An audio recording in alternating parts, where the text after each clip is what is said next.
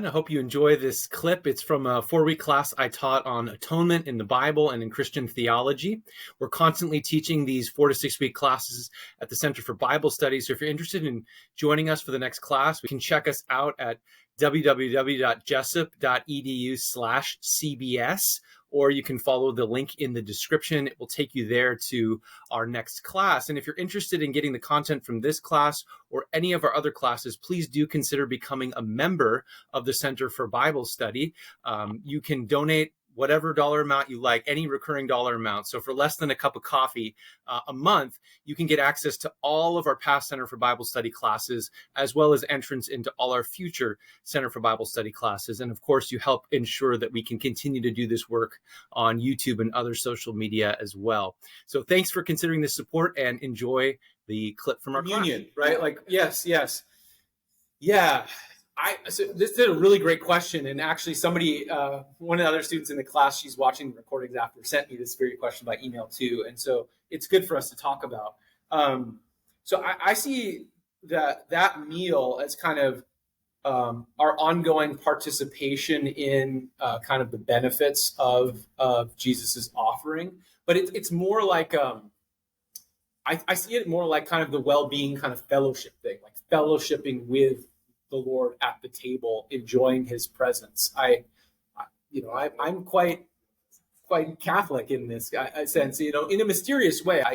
I think that it is deeply sacrificial. Like, we have the Lord who's with us, present by the Spirit, and we're communing with God. So yeah, I think that we make the connection to, like, think about like blood, right? Sacrificial blood. It's the conduit of life, right? So you're offering life. So what does it mean to partake of Jesus' blood, right? Are you you're connected with His life? It's a special kind of grace, I think, that God gives us. So yeah, I think that that the meal, like the Lord's Supper, is a sacrificial meal of sort, and yeah, and it's really important. Yeah. One that's definitely one place where Protestants under Catholicism. I agree. I think a lot of it was Catholics do the sacrifice thing, and we want to get away from that. And I think that every magisterial reformer, to the man, it's debatable who was being made, but every magisterial reformer spoke of it as a sacrifice. Yeah. They meant that differently. Yeah. But they still affirmed it as a sacrifice. Yeah. And the only use they had for Hebrews was it said one off. And that was the proof text that the Pope doesn't keep re-sacrificing, or the priest doesn't keep re-sacrificing Christ. Like, that was the only thing they got out of Hebrews at that time. But yeah. No, I think that thinking about sacrifice can really help us think through this more. I did recommend a book to her. She asked a question. Christian Eberhard wrote a really short book called "What a Difference a Meal Makes." It's a really short little book, but he's done a lot of work on sacrifice, and so he draws out all the sacrificial implications of communion. And I'd commend that book too. It's an easy read. But yeah, definitely a lot of significance there.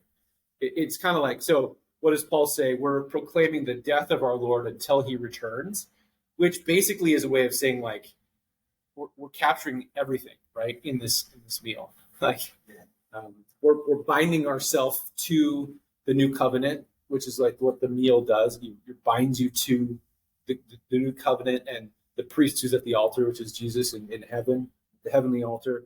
And it also proclaims eschatologically His return. So it's like all of Christian existence is summed up in that meal. Yeah. It's half the reason I even go to church these days. So I can take the Eucharist. Maybe more than half, actually.